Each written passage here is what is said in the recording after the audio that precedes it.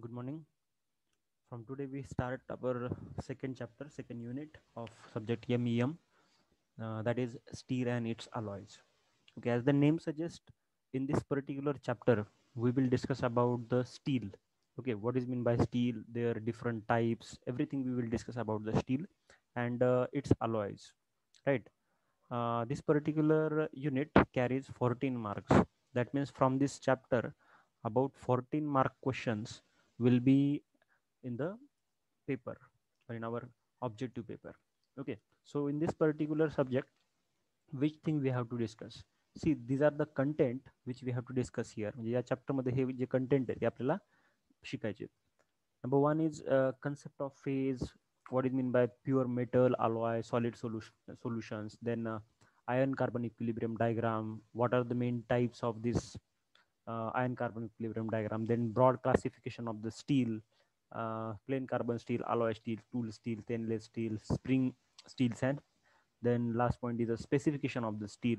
All these things we have to discuss in this chapter. And one more is that the applications.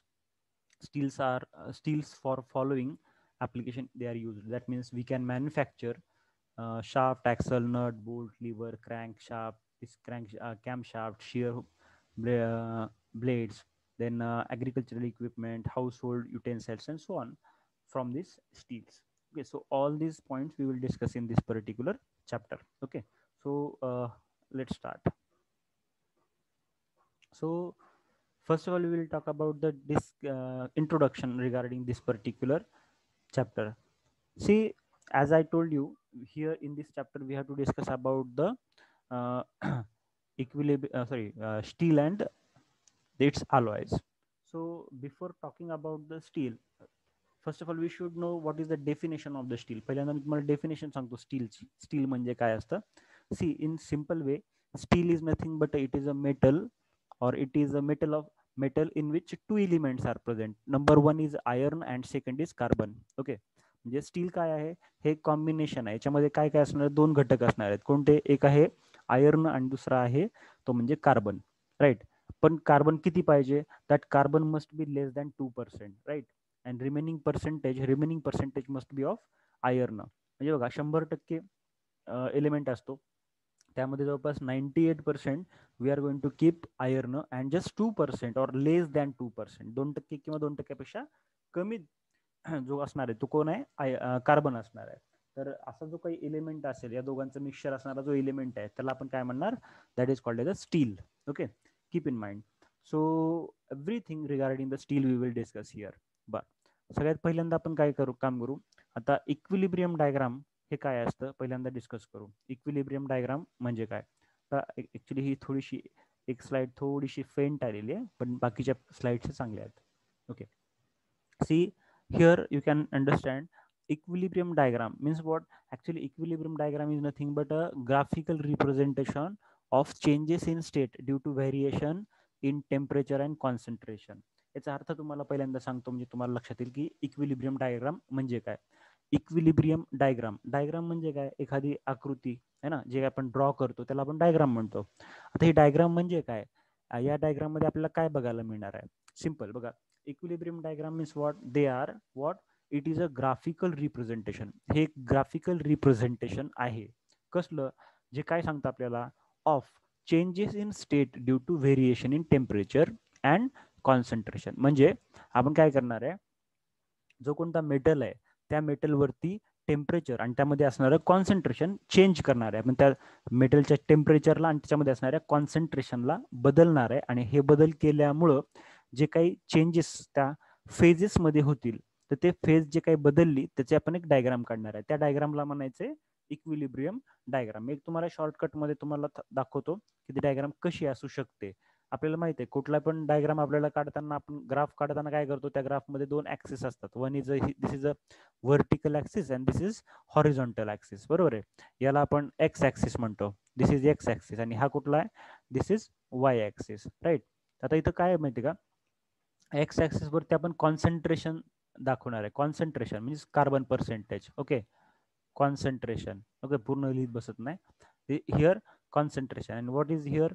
On this particular y axis temperature is there. इकडे temperature आपण दाखवणार. Okay, जर समजा temperature आपण सुरुवातीला बघू या पॉईंटवरती, इथं मी पॉईंट दाखवतो ओरिजिन, इथं किती असणार आहे टेम्परेचर आणि कॉन्सन्ट्रेशन? 0 0 है ना. Temperature is 0 and 0 degree and concentration is 0%. So as we move further, जसं जसं आपण एक्स ॲक्सिसवरती पुढे जाऊ तसं तसं काय वाढणार आहे? कॉन्सन्ट्रेशन पर्सेंटेज एलिमेंटचं वाढत जाणार आहे. टेम्परेचर कसं आहे? सेम आहे. बट समजा मी असं वरती वरती चाललो इकडच्या डायरेक्शनमध्ये, काय होईल? Then at this particular location some amount of concentration is there, some amount of temperature is there. Okay, मग ज्या वेळेस आपण मटेरियलवरती थोडंसं कॉन्सन्ट्रेशन चेंज करतो, म्हणजे त्या एलिमेंटचं पर्सेंटेज बदलतो आणि त्याच टायमिंगला काही टेम्परेचर पण बदलतो, तेव्हा काय होतं? एक नवीन फेज तुम्हाला बघायला मिळते. आता वेगवेगळ्या पॉईंटवरती, वेगवेगळ्या लोकेशनवरती वेगवेगळं कॉन्सन्ट्रेशन, वेगवेगळं टेम्परेचर आपण त्या मटेरियलला देणार आणि त्याच्यानंतर ज्या ज्या काही वेगवेगळ्या पॉईंटला फेजेस तयार झाल्या, त्या सगळ्या फेजेसला आपण या डायग्राममध्ये शो करणार, दाखवणार. तर त्या डायग्रामला काय म्हणायचं? इक्विलिब्रियम डायग्राम असं म्हणायचं. ओके, याच्याबद्दल आपण नंतर आणखीन आयर्न कार्बन इक्विलिब्रियम डायग्राम जेव्हा डिस्कस करू तेव्हा आणखीन डिटेलमध्ये बघू, पण तोपर्यंत सुरुवातीला डेफिनेशन लक्षात ठेवा. ओके, आय होप की तुम्हाला कळालं असेल. नाहीतर पुढे जेव्हा आपण इक्विलिब्रियम डायग्राम शिकणार आहोत, म्हणजे आयर्न कार्बन इक्विलिब्रियम डायग्राम, तेव्हा आपण ह्याच्याबद्दल आणखीन डिटेलमध्ये बघणार आहे. Okay, so next one. आता आपल्याला एक गोष्ट क्लिअर झाली, कुठली? की इक्विलिब्रियम डायग्राम म्हणजे काय. आता सेकंड पॉईंट आहे, that is nothing but a phase. Phase phase कोणाला म्हणायचं? आता मी तुम्हाला सांगितलं जस्ट की काय, आपण स्टीलवरती काय केलं? त्याचं कॉन्सन्ट्रेशन चेंज केलं, त्याच्यावरती टेम्परेचर चेंज केला. कॉन्सन्ट्रेशन आणि टेम्परेचर बदलल्यामुळं वेगवेगळ्या फेजेस तुम्हाला बघायला मिळाल्या. तर नेमकं फेज म्हणजे काय हे आपल्याला पहिल्यांदा कळायला पाहिजे. आता इथं बघा, या स्क्रीनवरती ही जी इथं जी डेफिनेशन आहे ना फेजची, याच्यापेक्षा चांगली डेफिनेशन नेक्स्ट पेजवरती आपण पहिल्यांदा ती डेफिनेशन बघू. 2 ठिकाणी दिले, but this particular definition we are not going to discuss. We will discuss the next page definition. मी तुम्हाला दाखवतो. ही डेफिनेशन बेस्ट आहे, समजायला पण सोपी आहे आणि लक्षात ठेवायला पण सोपी आहे. Okay, see this one. Phase. Phase म्हणजे काय? See, it is defined as homogeneous, physically distinct and mechanically separable part of the system under study, that is called as phase. आता या ठिकाणी असणाऱ्या प्रत्येक पॉईंटचा आपल्याला अर्थ समजून घ्यायचा आहे. बघा, फेज म्हणजे काय? It is homogeneous. Okay, 3-4 point आहेत. Homogeneous, physically distinct, mechanically separable part of the system and that is under study, that is called as phase. याला आपण फेज म्हणतो. आता नंबर 1 पहिला कोण आहे? Homogeneous. What is mean by homogeneous? होमोजिनियसचा अर्थ सांगतो पहिल्यांदा. होमो, HOMO, होमो म्हणजे समान, सारखा. Okay, genius. जिनस म्हणजे काय? जिनस म्हणजे एखाद्या एलिमेंटमध्ये असणारा मुख्य घटक है ना. एखाद्या कॉम्बिनेशन मध्ये असणारा जो मेन घटक आहे त्याला आपण जीन्स म्हणतो है ना, जीनस म्हणतो. जसं की आपल्या बॉडीमध्ये पण DNA असतो, राईट, तो की मुख्य घटक असतो. तसं इथं मेटलमध्ये पण काहीतरी जो घटक असणार आहे मुख्य, त्याला आपण काय म्हटलं? जीनस म्हटलं. बरं, होमोजिनियस म्हणजे काय? एक समान, एकसारखा. हा जीनस कसा पाहिजे? एकसारखा पाहिजे. म्हणजे जो कोणता एलिमेंट, जो कोणता घटक त्या फेज मध्ये असेल, ते फेज मधले असणाऱ्या घटक कसा असला पाहिजे? होमोजिनियस, समान असला पाहिजे, सारखा असला पाहिजे. नंबर 1. आता बघा दुसरा, फिजिकली डिस्टिंक्ट. तो फिजिकली डिस्टिंक्ट पण असला पाहिजे. फिजिकली डिस्टिंक्ट, डिस्टिंक्ट म्हणजे वेगळा. म्हणजे काय? फिजिकली डिस्टिंक्टचा अर्थ आपण नुसतं बघून आपण त्यांना हा वेगळा आहे, हा वेगळा आहे, आपल्याला ओळखता आलं पाहिजे. म्हणजे फॉर एक्झाम्पल, एक एक्झाम्पल देतो तुम्हाला पाण्याचं. Let's consider, take example of water and ice, है ना. एका ग्लासमध्ये पाणी घ्या, दुसऱ्या ग्लासमध्ये आपण आईस घेऊ, बर्फ. Okay, this ice and water, is it homogeneous? Yes, it is homogeneous. Is it physically distinct? Yes, it is physically distinct. कसं होमोजिनियस? म्हणजे याच्यामध्ये असणारे घटक सारखे असले पाहिजेत. म्हणजे काय हो? आता मी तुम्हाला 2 फेजेस वेगवेगळ्या सांगितल्या. एक आहे वॉटर, जी लिक्विड फेज मध्ये, आणि दुसरा आहे आईस, जे की सॉलिड फेज मध्ये आहे. पण त्या दोघांचा फॉर्म्युला काय? पाण्याचा फॉर्म्युला काय? H2O, है ना. Water, formula of water is H2O, and what is the formula for ice? That is also H2O. कारण की दोन्हीमध्ये, म्हणजे पाण्यामध्ये आणि आईसमध्ये, दोन्ही पण 2 हायड्रोजन आणि 1 ऑक्सिजन असतो. म्हणजे H2O हाच मॉलिक्यूल इथं आहे. बरोबर आहे. म्हणजे हा काय? होमोजिनियस आहे. म्हणजे याच्यामध्ये असणारा मेन कंटेंट कसा आहे? सेम आहे. In water as well as in ice, this main content is same, that is H2O. बरं, फिजिकली डिस्टिंक्ट आहे का? हो, तुम्ही बघून सांगू शकता ना की हे पाणी आहे आणि हे बर्फ आहे, right. Whatever thing is liquid phase, that is water. And solid phase मध्ये असेल तर ते आईस आहे, right. Then third one is mechanically separable. Mechanically separable means what? Mechanically separable means that particular part you can separate by using force. तुम्ही force apply करून त्या दोन गोष्टींना वेगळं करू शकता. बरं, पाणी आणि बर्फ यांना तुम्ही वेगवेगळं करू शकता का? सपोज एक ग्लास घेतला, त्या ग्लासमध्ये थोडं पाणी टाकलं आणि नंतर 1-2-3 क्यूब्स आईसचे आपण टाकले, बर्फाचे क्यूब त्यात टाकले. आता या आईसला म्हणजे बर्फाला पाण्यातनं वेगळं करता येतं का आपल्याला? हो, येतं इझिली. जोपर्यंत तो मेल्ट होत नाही तोपर्यंत आपण त्याला हाताने हात म्हणजे त्या ग्लासमध्ये टाकून त्याला आपण पिक करू शकतो, बाजूला उचलून घेऊ शकतो. बरोबर आहे? म्हणजे काय? It is mechanically separable. म्हणजे त्याच्यावरती फोर्स टाकून आपण त्याला बाजूला करू शकतो. याचा अर्थ लक्षात घ्या. ओके, म्हणजे 3 पॉईंट सांगितले. फेज म्हणजे काय?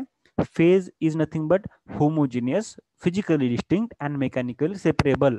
Okay, part of the system. Part म्हणजे एक भाग. कुणाचा? सिस्टीमचा. सिस्टीम म्हणजे काय? What is mean bye system? बघा, सिस्टीम म्हणजे काय? The thing which is definite. Okay okay, definite thing is called as a system. म्हणजे काय?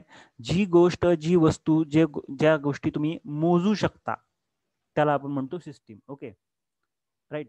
Finite quantity of matter. एकदम सिंपल फॉर्मॅट मध्ये सांगायचं झालं तर finite quantity of matter is called as system. म्हणजे आपल्या आजूबाजूला असणारं जेवढं काही आहे, जे काही मॅटर आहे त्याच्या मधला काही भाग आपण मोजू शकतो. तर जो काही भाग आपण मोजू शकतो त्याला आपण सिस्टीम म्हणायचं. ओके, जसं की आता सांगितलं आपण हे. आता ही डेफिनेशन आपल्याला कळली. आता काय म्हटलं की फेज म्हणजे काय? फेज ही अशा पद्धतीने डिफाईन केली. होमोजिनियस, फिजिकली डिस्टिंक्ट आणि mechanical separable part of the system which is under study. म्हणजे आपल्या सिस्टीमचा असा भाग जो कसा असला पाहिजे? होमोजिनियस असला पाहिजे, फिजिकली डिस्टिंक्ट असला पाहिजे आणि मेकॅनिकली सेपरेबल असला पाहिजे. त्याला आपण म्हणणार फेज. आता तुम्हाला आणखीन डिटेलमध्ये सांगतो. हे बघा, आता एक गोष्ट तर कळाली. आता वॉटर जे आहे, वॉटर, आता ह्या वॉटरमध्ये मेन कंटेंट कोण आहे? H2O. ओके, आता याची फेज मी चेंज करतो. ओके, याला हे वॉटर कुठल्या फेजमध्ये आहे? लिक्विडमध्ये आहे. याची फेज चेंज केली तर काय होईल? It will become solid. हा सॉलिड पण होऊ शकतो. बरोबर आहे? सॉलिड केला तर त्याच्यातला मेन होमोजिनियस कंटेंट बदलला का? नाही बदलला. That is H2O. म्हणजे आईसचा पण मेन कंटेंट कोण आहे? H2Oच आहे. बरं, आणखीन एक काम करू आपण. याची आणखीन तिसरी फेज बघू. गॅस. गॅस म्हणजे काय म्हणतात त्याला? वाफ, वेपर है ना. पाण्याला जर तुम्ही हीट केलं तर वेपर तयार होते, वाफ तयार होते. नाव this particular vapour also third phase of the water है ना. वॉटर ही लिक्विड फेज आहे, आईस हा सॉलिड फेज आहे आणि that particular steam is a gases phase आहे, राईट. पण या तिघांमध्ये पण मेन कंटेंट सेमच आहे, H2Oच आहे ना. पाण्यात पण H2Oच आहे, त्यांना सॉलिड आईसमध्ये पण H2Oच आहे आणि वेपरमध्ये पण H2Oच आहे. आणि हे तिन्ही पण फिजिकली डिस्टिंक्ट आहेत. हा बघायला लगेच कळतं ना, वाफ दिसते आपल्याला, समजतं की हे वाफ आहे, हे बर्फ आहे आणि हे पाणी आहे. ते फिजिकली डिस्टिंक्ट आहे. मेकॅनिकली सेपरेबल, हे वेगळं करता येतं का? करता येतं. ओके, हे याला सिस्टीम म्हटलं का? हो, because it is a part of the system. Definite quantity आहे. थोडं म्हणजे जास्ती पाण्यामधलं थोडं पाणी आपण बाजूला घेऊ शकतो, मोजू शकतो. पाण्याला आपण, बर्फाला आपण मोजू शकतो, हवेला म्हणजे स्टीमला आपण मोजू शकतो, राईट. किती आहे ते, त्याचं प्रेशर किती आहे, क्वांटिटी किती, व्हॉल्यूम आपण काढू शकतो ना. तर त्याच्यावरून आपण हे सांगितलं. फेजचा पॉईंट कळाला. फेज म्हणजे काय? It is defined as homogeneous, physically distinct and mechanically separable part of the system under study, that is called as phase. Okay, keep in mind. आता इथे एक छोटासा पॉईंट आहे, हा पण कव्हर करून पुन्हा पाठीमागे जाऊ आपण. Phase has following characteristics. Whatever the phase we are talking about, it is having some characteristics. काही गुणधर्म आहेत त्याचे. कुठले? Number 1, same structure throughout. याचं स्ट्रक्चर जे आहे ते सेम असतं. Okay, in first chapter we discussed about the structure, है ना. Just like simple cubic structure, BCC, FCC, HCP structure, 4 structure we discussed, right? So here we should keep in mind one point: phase of the structure is same. Sorry, उलट सांगितलं.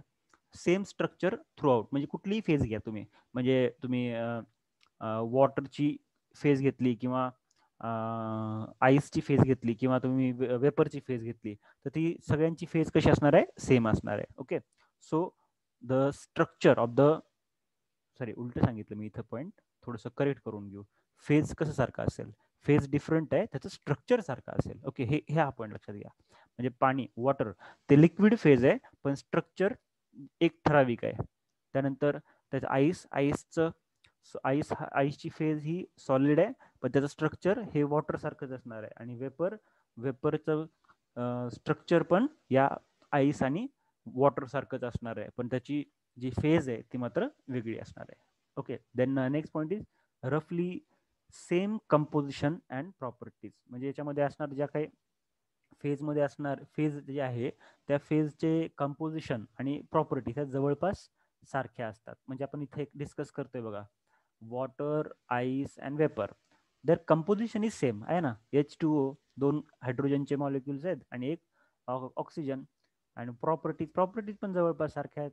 Then it has definite interface, याला definite interface पण आहे. म्हणजे आपण त्याला बघू शकतो, सांगू शकतो की हा हे पाणी, हे लिक्विड आहे, त्यानंतर हे आईस हे सॉलिड आहे, आणि हे वेपर हे गॅस आहे. हे आपण लगेच सांगितलं, येस डेफिनेटली सांगितलं की हे कसं दिसतं. Okay, so it's all about. चला आपलं पाठीमागच्या पॉईंटकडे जाऊ आणि पुन्हा नंतर इकडे येऊ. See here we define the what is mean by phase. आता पुढचा पॉईंट आहे आपला तो म्हणजे की फेज डायग्राम. आता फेज तर कळाला, आता फेज डायग्राम आपल्याला शिकायचं की what is mean by phase diagram. Okay, see keep in mind, आता फेज डायग्राम नावातच आहे, ही एक डायग्राम आहे. डायग्राम म्हणजे एक आकृती आहे. डायग्राम काढताना कसं असतं, आपल्याला काहीतरी एक्स ऍक्सिस वरती काहीतरी वाय ऍक्सिस वरती आपण दाखवत असतो. तर इथं पण तसंच काही असणार आहे, बघू आपण one by one. Phase diagram म्हणजे काय, see phase diagram is drawn between temperature and composition. ही फेज डायग्राम दोन पॅरामीटरच्या मध्ये ड्रॉ करतो आपण. कुठल्या कुठले, number 1 is temperature and second is composition. मग तुम्हाला एक ड्रॉइंग काढून दाखवली होती अशी की हे वाय ऍक्सिस आहे आणि हा एक्स ऍक्सिस आहे, राईट.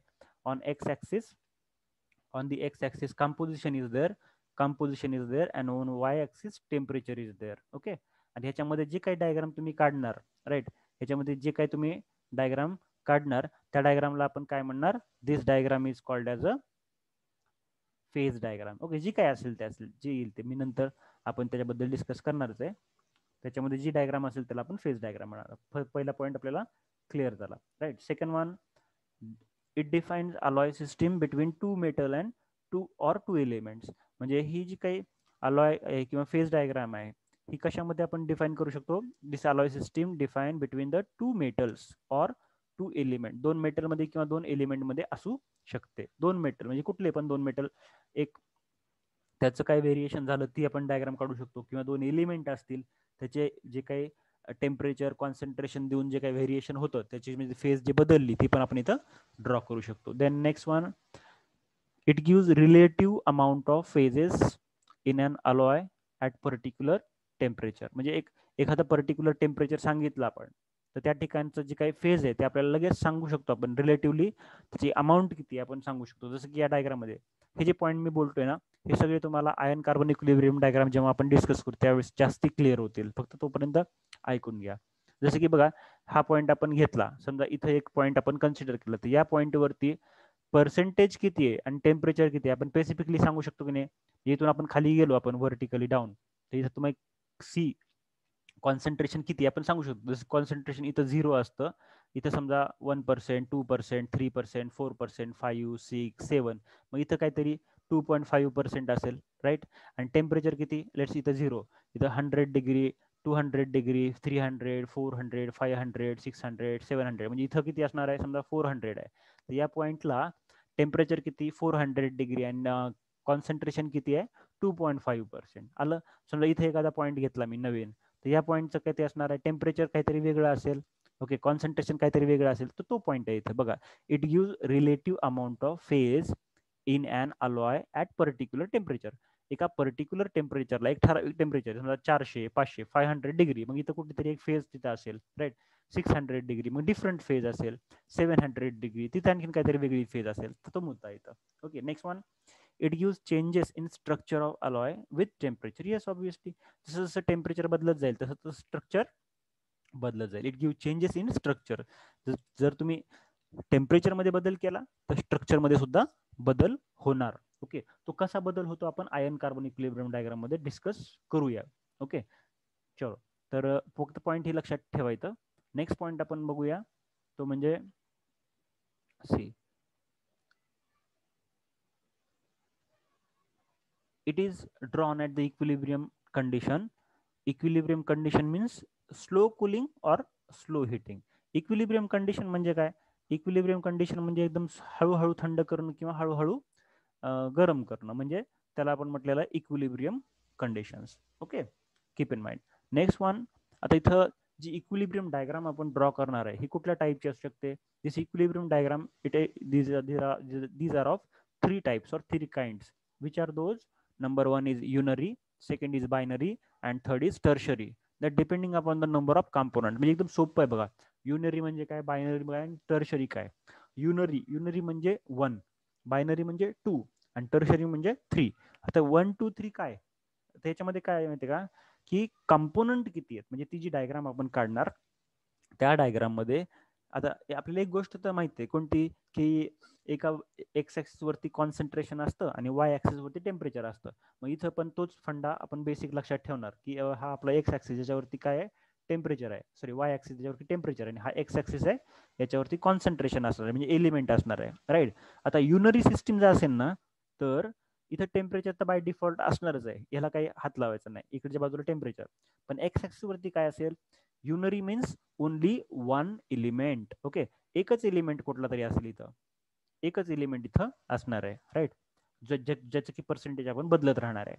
जर बायनरी सिस्टीम असेल तर 2 एलिमेंट असतील, जसं की समजा बिस्मथ BiNCd म्हणजे कॅडमियम, 2 एलिमेंट आहेत, दोघांचं आपण काय करणार, ऍडिशन करणार आणि त्याची फेज किंवा सॉरी त्याचं कॉन्सन्ट्रेशन बदलत राहणार. टर्शरी म्हणजे काय असणार आहे, त्याच्यामध्ये 3 एलिमेंट्स असतील. ओके, वेगवेगळे 3 एलिमेंट असतील आणि ह्या 3 एलिमेंटचं मिश्रण म्हणजे मिक्सिंग आपण करणार आणि त्याचं कॉन्सन्ट्रेशन बदलत राहणार आणि टेम्परेचर पण देत राहणार. मग ते टेम्परेचर जास्त असेल, कमी असेल आणि इथं जे काही व्हॅल्यूज चेंज होतील त्या ज्या काय असतील त्यानुसार आपण काय करणार आहे, याला बघणार आहे. Okay, so just understand that. Okay, so it's all about the equilibrium diagram types. कुठले कुठले टाइप सांगितले आपण, 3 डायग्राम सांगितले, युनरी, बायनरी आणि टर्शरी. ठीक आहे, keep in mind. Now next one, पुढचा पॉईंट आपण बघू. आता जस्ट मी तुम्हाला सांगितलं की इथं एक्स आणि वाय ऍक्सिस आपण बघत होतो. बरं, हा इथं लागल डायग्राम काढून ठेवू द्या. इथं बघा, ती for plotting equilibrium diagram temperature as taken as ordinate, म्हणजे ऑलरेडी सांगितलं मी, ऑर्डिनेट म्हणजे वाय ऍक्सिस, टेम्परेचर तुम्ही ऑर्डिनेट वरती म्हणजे वाय ऍक्सिस वरती घ्या आणि weight % of the second element that is solute is on x axis. म्हणजे काय, एक्स ऍक्सिस वरती काय करायचंय तुम्हाला, कॉन्सन्ट्रेशन घ्यायचं किंवा वेट घ्यायचंय, जो कोणता एलिमेंट आहे त्याचं प्रमाण किती आहे. मग ते प्रमाण कशामध्ये मोजतो आपण, वेटमध्ये मोजतो ना, वजनात मोजतो किंवा पर्सेंटेजमध्ये मोजतो, तर ते कुठं असेल, इकडं ऑन एक्स ऍक्सिस. ओके, लक्षात ठेवा. Then next point is equilibrium diagram indicate following things. Some things this equilibrium diagram indicate. ते काय दाखवेल, number 1, temperature at which the solid alloy will start melting and finish melting. म्हणजे Y axis वरती जो temperature सांगतो, पण काय सांगतो हे टेम्परेचर, की मेटल किती टेम्परेचर वरती मेल्ट व्हायला सुरुवात होतो आणि मेटल किती टेम्परेचरला त्याचं मेल्टिंग पूर्ण होतं. Okay, start melting and finish melting, at what location or at what temperature it happens, we will discuss that. Okay, कळतंय. Then next one, possible phase change which will occur as result of altering the composition or temperature. म्हणजे काय, की जर का तुम्ही काय केलं, composition म्हणजे त्याच्यामध्ये असणारं जे पर्सेंटेज आहे किंवा टेम्परेचर याला जर बदललं ना, डायग्राम मध्ये आपण बघितलं पर्सेंटेज बदललं एलिमेंटचं किंवा टेम्परेचर बदललं, तर त्याच्यामध्ये पॉसिबल फेज चेंज काय होतो हे आपल्याला कुठे बघायला मिळेल, त्या डायग्राम मध्ये बघायला मिळेल. Okay, so this is everything regarding our equilibrium diagram. म्हणजे ह्या 2 गोष्टी इक्विलिब्रियम डायग्राम मध्ये आपल्याला बघायला मिळतात. कोणत्या सांगितल्या, पहिला पॉईंट म्हणजे जी कोणती फेज असेल तर ती फेज किंवा तो जो कोणता सॉलिड असेल, अलॉय असेल, तो किती टेम्परेचरला वितळतो, किती टेम्परेचर त्याचं वितळणं सुरू होतं आणि किती टेम्परेचरला त्याचं वितळणं थांबतं, हे आपण बघणार डायग्राम मध्ये. दुसऱ्या ह्याच्यात काय सांगितलं आपण, की फेज चेंज त्याचं कंपोजिशन आणि टेम्परेचर मध्ये जर आपण थोडा बहुत चेंज केला, बदल केला, म्हणजे कशामध्ये, पर्सेंटेज मध्ये आणि टेम्परेचर मध्ये, तर त्याच्यामध्ये होणारा फेज चेंज काय होतो, कसा दिसतो, तो पण आपल्याला बघायला मिळेल. कशात? इक्विलिब्रियम डायग्राम मध्ये. ओके. आता नेक्स्ट पॉइंट आहे आपला, तो म्हणजे सिग्निफिकन्स. सिग्निफिकन्सचा मराठीमध्ये अर्थ असतो महत्व. Okay. What is the significance of this particular iron carbon equilibrium diagram? तर पहिला सिग्निफिकन्स आहे, concentration of solid solution in equilibrium in liquid phase is determined. Number एक काय, when we try to draw the equilibrium diagram, what you will get, तुम्हाला काय कळेल, तुम्हाला काय मिळेल, आपल्याला काय मिळेल बा, की कॉन्सन्ट्रेशन त्या डायग्राम मध्ये सॉलिड सोल्युशनचं किती % कॉन्सन्ट्रेशन आहे, त्याची फेज कोणती आहे, सॉलिड फेज आहे, लिक्विड फेज आहे का, गॅसेस फेज आहे, काय आहे तिथं, काय दिसणार आहे हे आपल्याला कळेल. ओके, पहिला पॉईंट. दुसरा, solidification start temperature and solidification end temperature can be determined. म्हणजे आयन कार्बन इक्विलिब्रियम डायग्राम मध्ये जो कोणत्या मेटलची डायग्राम तुम्ही काढताय, तर तो टेम्परेचर तो मेटल किती टेम्परेचरला वितळला, किंवा किती टेम्परेचरला त्याचं वितळणं थांबलं, किंवा किती टेम्परेचरला त्याचं सॉलिडिफिकेशन सुरू झालं आणि किती टेम्परेचरला त्याचं सॉलिडिफिकेशन पूर्ण झालं, हे पण बघायला मिळेल. Okay. Then solidification temperature, structure and composition of material can be determined. म्हणजे सॉलिडिफिकेशन टेम्परेचर म्हणजे कसं असतं, एखादा मेटल आहे, त्या मेटलला आपण गरम करतो म्हणजे तो मेल्ट होतो, वितळतो. Okay. After melting what we do, we hold it और we try to cool it. आपण त्याला थंड करण्याचा प्रयत्न करतो. Okay. We are trying to cool it, that is nothing but the solidification, है ना. आपण त्याला थंड करतोय म्हणजे सॉलिडिफिकेशन करतोय. So the temperature at which material start solidification और solidify, that is called as solidification temperature. ज्या टेम्परेचरला तो सॉलिडिफाय व्हायला सुरू होतो त्याला आपण सॉलिडिफिकेशन टेम्परेचर म्हणतो. This temperature you can observe from the diagram. Number one. Number two, structure, which type of structure that metal is having, that structure also we can find out. And last one is composition. Composition means which percent or which element are present there, that also we can calculate or find out. Next, eutectoid point can be determined for given solid solution. Now actually see, eutectoid point is one point which is present in our equilibrium diagram. Okay. At that point one reaction take place called as eutectoid reaction. Actually this all part we will discuss in iron carbon equilibrium diagram in better way, कारण हा पूर्णपणे नवीन concept आहे. Right. याचं काही आपल्याला background किंवा कुठलाही base आतापर्यंत झालेला नाही, म्हणून हे थोडंसं हेवी वाटतं आपल्याला. पण याचं सगळ्याचं डिटेलिंग कुठं, आयन कार्बन इक्विलिब्रियम डायग्राम मध्ये तुम्हाला लगेच लक्षात येईल. मी तिथं एक पॉईंट दाखवेल तुम्हाला, ज्याला आपण युटेक्टॉइड पॉईंट म्हणतो. त्या ठिकाणी रिॲक्शन काय घडते काय नाही ते सगळं आपण बघणार आहे. तिथं आपल्याला जास्त डिटेलमध्ये क्लिअर होईल. फक्त इथं लक्षात ठेवा की आयन कार्बन इक्विलिब्रियम डायग्राम किंवा कुठलेही इक्विलिब्रियम डायग्राम असेल तर त्यामध्ये युटेक्टॉइड पॉईंट आपल्याला फाइंड करता येतो. Okay. Then transformation of different phases in solid state can be analysed. म्हणजे काय, transformation of different phases. Transform म्हणजे काय, कन्व्हर्टिंग इनटू अनदर फेज और state from first state. Okay. पहिल्या स्टेटमधनं दुसऱ्या स्टेटमध्ये जाणे, तर त्याला आपण ट्रान्सफॉर्मेशन म्हणतो. Okay. So we can understand और we can determine how this particular transformation take place. Okay. एका फेजचं दुसऱ्या फेजमध्ये ट्रान्सफॉर्मेशन कसं होतं ते आपण कुठं शिकणार आहे, इक्विलिब्रियम डायग्राम मध्ये शिकणार आहे. So these are the 5 points which we are going to discuss in equilibrium diagram. So this is the significance. Significance अर्थ महत्व. Okay. Keep in mind. Now next point we will discuss. There are some definitions are there, out of which I think first definition we discussed. Phase म्हणजे काय आपण discuss केला आताच. Okay. Just one time we repeat it and then move further. See, काय सांगितलं आपण, phase. Phase means what, phase is defined as homogeneous, physically distinct and mechanically separable part of the system which is under study, that is called as phase. हे आपण discuss केलं just सुरुवातीलाच. Okay. जसं की आपण बघितलं की एक्झाम्पल पण घेतलं होतं, water, then ice and vapour, both are having same homogeneous but they are physically distinct and we can mechanically separate them also, है ना. म्हणजे हे तिघांमध्ये होमोजिनियस म्हणजे मेन कंटेंट तर सारखा आहे, कोण, H2O सेम आहे. म्हणजे वॉटर असेल, आईस असेल किंवा वेपर असेल, त्याच्यामध्ये मेन कंटेंट सारखा आहे. दुसरं physically distinct, you can just by seeing और observing you can differentiate them. नुसतं बघून सांगू शकतो आपण, this is water, this is ice and this is steam. and last one mechanically separable. By using your hand you can take it out, म्हणजे force apply करून तुम्ही त्याला separate करू शकता. Okay, then see next point we will discuss. Next definition is pure metal. Pure metal, आता pure metal काय असतं आपल्याला बघायचं आहे. See here definition is given that see the element or substance that is available in its purest form or that is without containing impurity. Okay, that is called as what? Pure metal. आता जर simple जर कोणी म्हटलं तुम्हाला की जो असा pure metal म्हणजे काय, जो इम्प्युअर नाहीये त्याला आपण प्युअर म्हणतो, किंवा जो खूप प्युअर आहे प्युरेस्ट फॉर्म मध्ये त्याला प्युअर म्हणा, हे आपल्याला पटतं का? नाही पटत.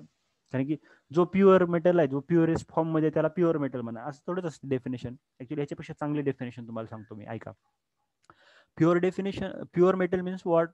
See, the element which is having vacancy or valency 3 or less than 3. Okay, ज्याची वॅलेन्सी किती आहे? 3 or less than 3. म्हणजे किती?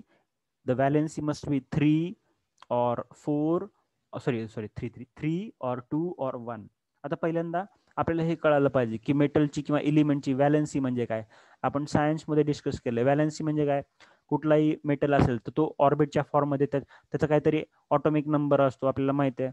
त्याला नंतर आपण काय केलं, त्याचे जे काही एलिमेंट्स असतात किंवा इलेक्ट्रॉन्स असतात ते वेगवेगळ्या शेलमध्ये ऑर्बिट्समध्ये आपण टाकतो. फर्स्ट ऑर्बिटमध्ये 2 इलेक्ट्रॉन असतात, सेकंड ऑर्बिटमध्ये 8 इलेक्ट्रॉन्स असतात, राईट.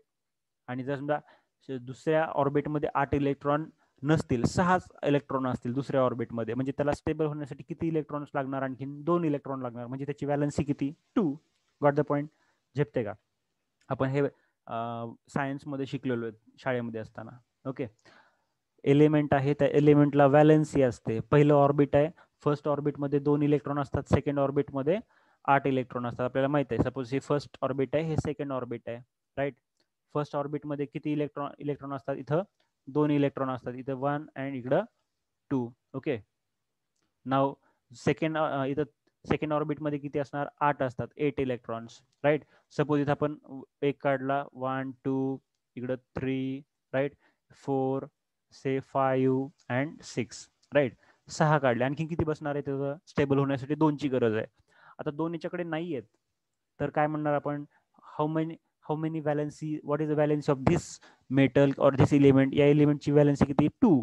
हा, मग हा जो एलिमेंट आहे ना, हा काय, this type of metal is called as a pure metal. याला म्हणतात प्युअर मेटल. का? कारण की याच्यामध्ये याला स्टेबल होण्यासाठी आणखी किती इलेक्ट्रॉन लागणार? 2 इलेक्ट्रॉन लागणार, बरोबर. याला 2 इलेक्ट्रॉन लागणार. हे कुणाचे घेणार? कुठल्याही दुसऱ्या एलिमेंटचे हा काय करेल? 1 इलेक्ट्रॉन इथं, 1 इलेक्ट्रॉन इथं घेईल, 2 इलेक्ट्रॉन तर घेईल, बरोबर आहे.